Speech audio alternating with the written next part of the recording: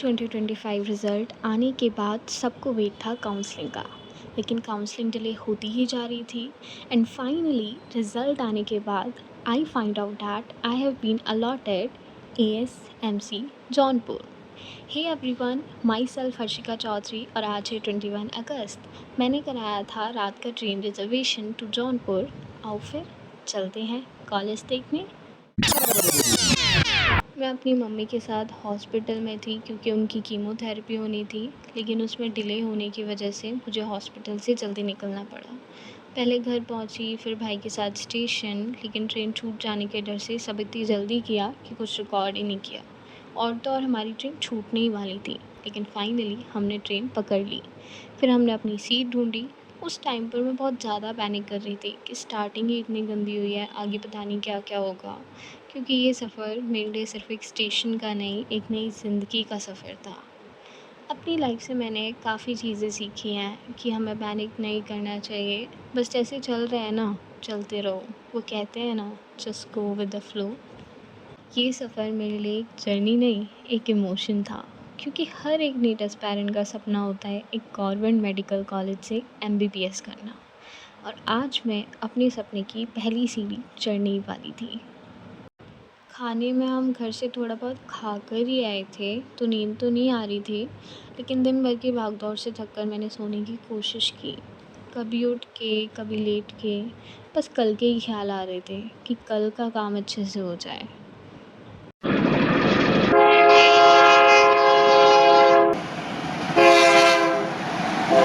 फिर सुबह उठी तो हम अपनी मंजिल से बस थोड़ी ही दूर थे।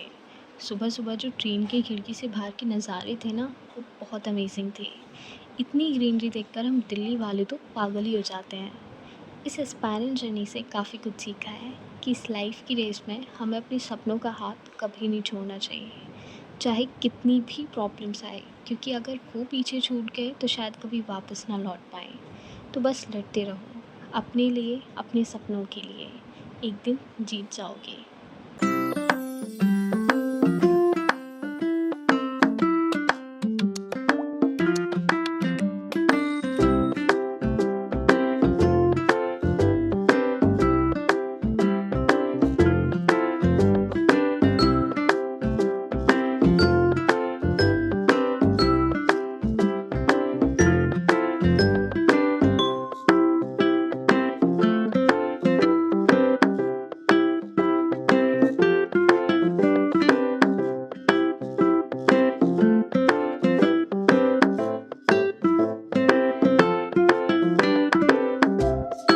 फाइनली हम पहुंच चुके थे जौनपुर जंक्शन।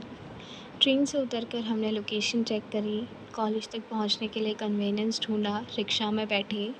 मुझे थोड़ा डर था कि कहीं कॉलेज पूरा रूरल एरिया में ना हो, लेकिन ये जो था एरिया वो थोड़ा सिटी जैसा ही था।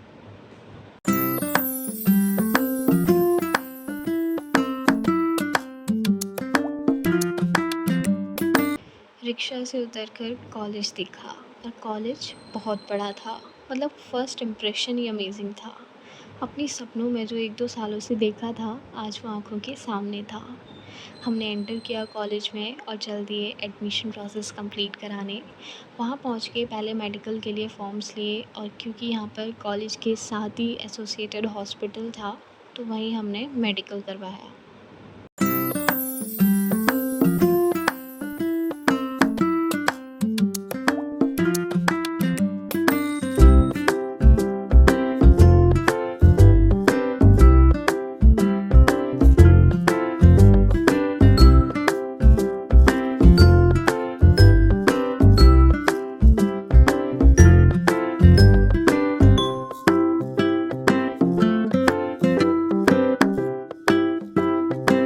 हॉस्पिटल अभी नया बना था, तो अभी अंडर कंस्ट्रक्शन था, लेकिन OPD, X-ray, CT scan, ultrasound और ब्लड टेस्ट ये सब हो रहे थे।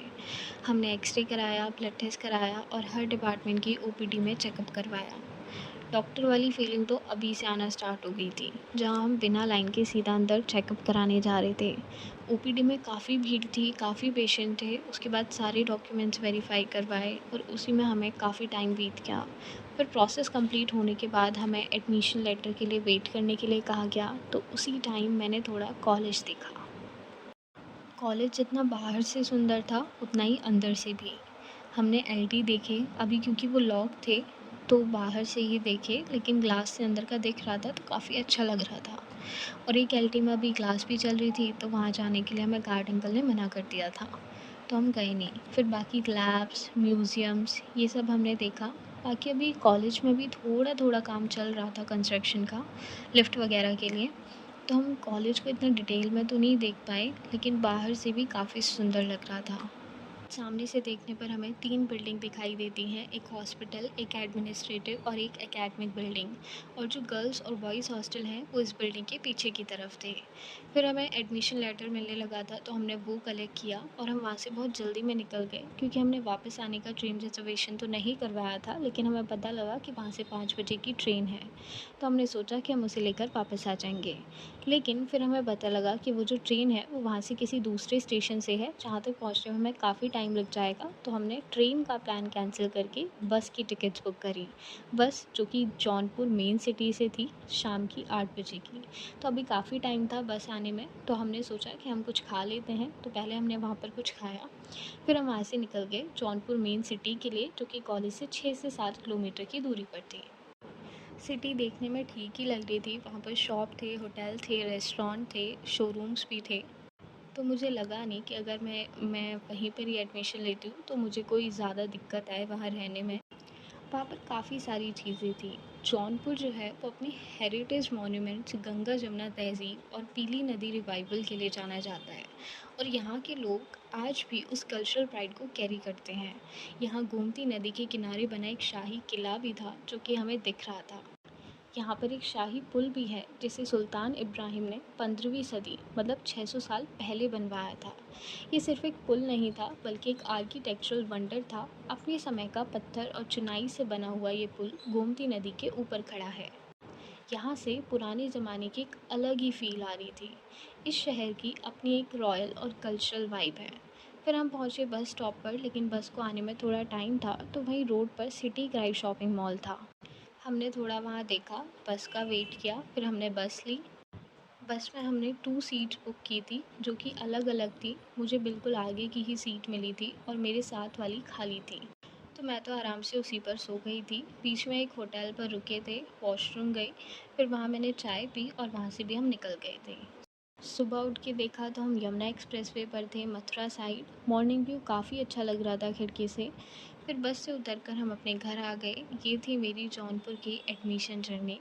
कॉलेज तो काफ़ी अच्छा था, बस मेरे घर से डिस्टेंस काफ़ी ज़्यादा है, इसलिए मैं नेक्स्ट राउंड में अपग्रेड करूँगी एटा और फ़िरोज़ाबाद के लिए।